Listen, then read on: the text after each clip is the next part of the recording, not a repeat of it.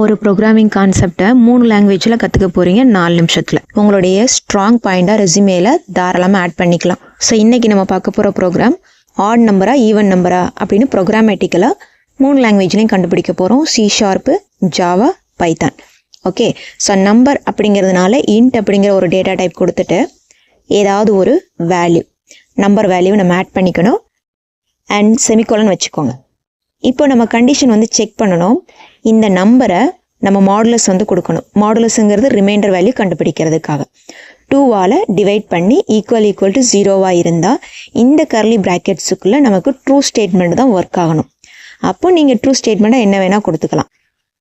நான் இந்த இடத்துல கொட்டேஷனில் என்ன கொடுக்க போகிறேன் அப்படின்னா ஈவன் நம்பர் அப்படின்னு கொடுக்க போகிறேன். அதாவது ஈவன்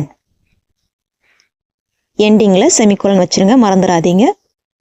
கர்லி ப்ராக்கெட்ஸ் க்ளோஸ் ஆனதுக்கப்புறம் எல்ஸ் பிளாக், அதாவது ஃபால்ஸாக இருந்தால், அதாவது சாட்டிஸ்ஃபை ஆகாத போது நமக்கு எல்ஸ் பிளாக்குக்கு வரும். Console dot write line case sensitive அப்படின்னு சொல்லுவோம். அதாவது அப்பர் கேஸாக இருந்தால் அப்பர் கேஸ் கொடுக்கணும், லோவர் கேஸாக இருந்தால் லோவர் கேஸ் வந்து நம்ம யூஸ் பண்ணிக்கிற மாதிரி இருக்கும். அண்ட் இந்த ரவுண்டு ப்ராக்கெட்டுக்குள்ளே கண்டிப்பாக இந்த கொட்டேஷன் கொடுத்து ஏதாவது ஃபால்ஸ் ஸ்டேட்மெண்ட்டு க்ளோஸ் பண்ணி செமிகோலன் வச்சிடணும். ஓகே, இதே கான்செப்ட் தான் ஜாவாலையும். என்ன மாறப்போகுது அப்படின்னா ஜஸ்ட் பிரிண்டிங் ஸ்டேட்மெண்ட் மட்டும்தான் மாறப்போகுது. அந்த எக்ஸாம்பிளையும் பார்த்துடலாமா? So into number is equal to 5 semicolon if condition number ஆக்சுவலாக எம் போட்டுட்டேன். So NUM modulus 2 equal 0 curly brackets open பண்ணி க்ளோஸ் பண்ணுறோம். எல்ஸ் பிளாக்கு இங்கேயும் என்ன பண்ண போகிறோம், அந்த கர்லி பிரேசஸை ஓப்பன் பண்ணி க்ளோஸ் பண்ணிடுறோம். system dot out dot println. இதில் நீங்கள் கவனமாக பார்க்க வேண்டியது சிஸ்டமில் எஸ் மட்டும்தான் கேபிட்டலில் போட்டிருக்கேன். ஓகேவா?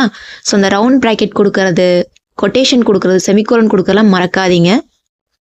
எல்ஸ் பிளாக்லேயும் சேம் ஸ்டேட்மெண்ட் தான் வரப்போகுது. என்ன அப்படின்னா எரர் மெசேஜை மட்டும் நம்ம ஆட் அப்படின்னு கொடுக்க போகிறோம்.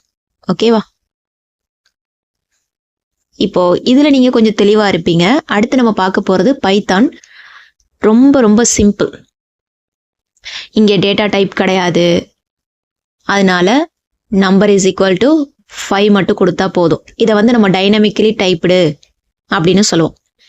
இஃப் கண்டிஷன் மேலே என்ன கொடுத்துருந்தேன், நம்பர் மாடுலஸ் 2 ஈக்குவல் 0 அப்படின்னு கொடுத்து கர்லி ப்ராக்கெட்ஸ் ஓப்பன் பண்ணோம்ல, இங்கே பண்ணக்கூடாது, கோலன் வச்சிடணும். அதாவது 2 டாட் வச்சிடணும். அதே மாதிரி மேலே கர்லி ப்ராக்கெட்ஸ் ஓப்பன் பண்ணியிருந்தாலும் அதுக்கு பதிலாக கீழே ஒரு ஸ்பேஸ், இன்டென்டேஷன் அப்படின்னு சொல்லுவோம். பிரிண்ட்னு கொடுப்போம், பிரிண்டிங் ஸ்டேட்மெண்ட். ஓகே, அதே மாதிரி ஆஸ் யூஷுவல் இந்த ரவுண்டு ப்ராக்கெட்டு கொட்டேஷன் மேலே கொடுத்ததே தான். நெக்ஸ்ட்டு இந்த பிளாக்கை விட்டு வெளியில் எல்ஸு கோலன் கண்டிப்பாக வைக்கணும்ப்பா. அடுத்து பிரிண்ட் பண்ண போகிறோம், கீழே ஸ்பேஸ் இருக்கணும். ஓகே, அடுத்த லைனில் ஸ்பேஸ் விட்டுட்டு ஒரு டேப் கொடுத்துட்டு நீங்கள் பிரிண்ட்டு அந்த ப்ராக்கெட்குள்ளே எரர் மெசேஜ் வந்து நீங்கள் கொடுத்துக்கலாம். ஸோ இந்த டிஃப்ரென்ஸ் எல்லாமே நீங்கள் பார்த்துக்கோங்க.